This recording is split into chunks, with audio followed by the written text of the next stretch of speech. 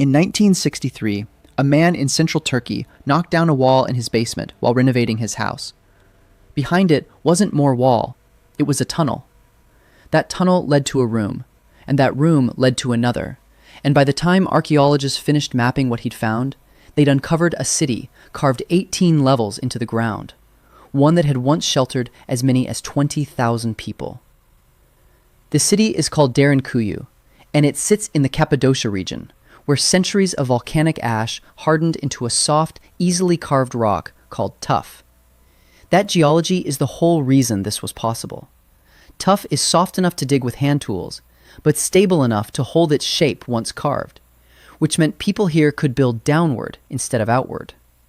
The first levels may go back some 2,800 years, credited to the Phrygians, though Hittite artifacts found deeper in the complex suggest the digging started even earlier.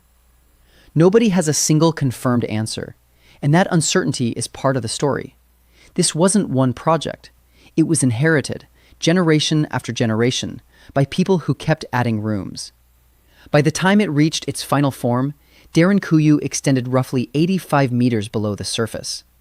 That's about the height of a 25-story building, upside down, packed with stables, kitchens, wine and olive presses, storage cellars, a school, and a church. The obvious question is the one most people ask first. How do thousands of people breathe, eat, and stay safe down there without the whole system collapsing on itself? The air problem was solved first. Derinkuyu has more than 50 ventilation shafts running through its levels, some descending over 50 meters, built specifically to pull fresh air down to the lowest floors and push stale air back out. One of the largest shafts did double duty as a well, delivering water from above even if the surface entrances were sealed. That mattered, because sealing the surface entrances was exactly the point. The city wasn't built for daily life. It was built for emergencies.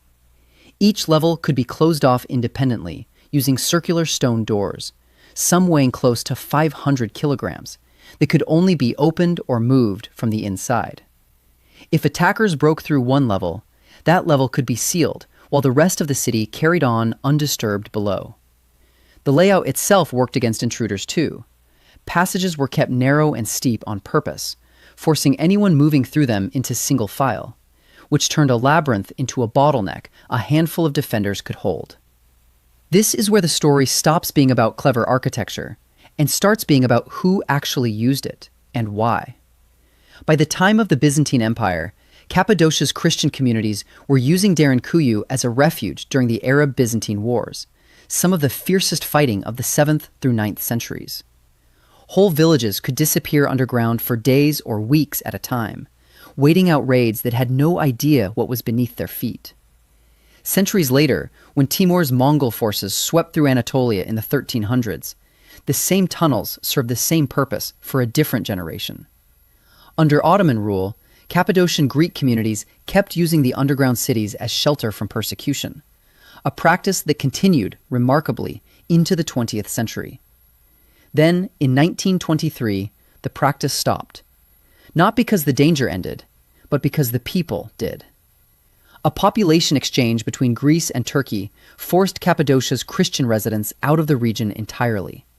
The tunnels they'd relied on for generations were left behind, sealed by nobody in particular, simply because there was no one left who needed them. Local knowledge of exactly where the entrances were faded within a generation or two. Derinkuyu didn't fall. It was just forgotten. Which brings the story back to that basement wall in 1963. The man who broke through it wasn't looking for an ancient city. He was renovating a house built on top of one, in a town whose own name, Derinkuyu, Deep Well, turned out to be a clue nobody had connected. Local residents had been lowering buckets into deep shafts for water for generations, never realizing those shafts ran straight down into a city built to survive exactly the kind of world that had swallowed the memory of it. What makes Derinkuyu remarkable isn't really its size, even though 20,000 is a striking number. It's that the same handful of engineering choices, soft rock, hidden ventilation, water access that couldn't be cut off, doors that only opened from within, worked for wildly different people, defending against wildly different threats across more than 2,000 years. Nobody had to reinvent survival each time. They just had to remember the tunnels were there. Today, Derinkuyu is a UNESCO World Heritage Site, and only about half of it has ever been opened to visitors. Long tunnels are believed to connect it to Kaimakli, a second underground city 9 kilometers away, though most of that connection remains unexcavated. Somewhere under Cappadocia, there may still be rooms nobody has walked into since the last refugees sealed the doors behind them.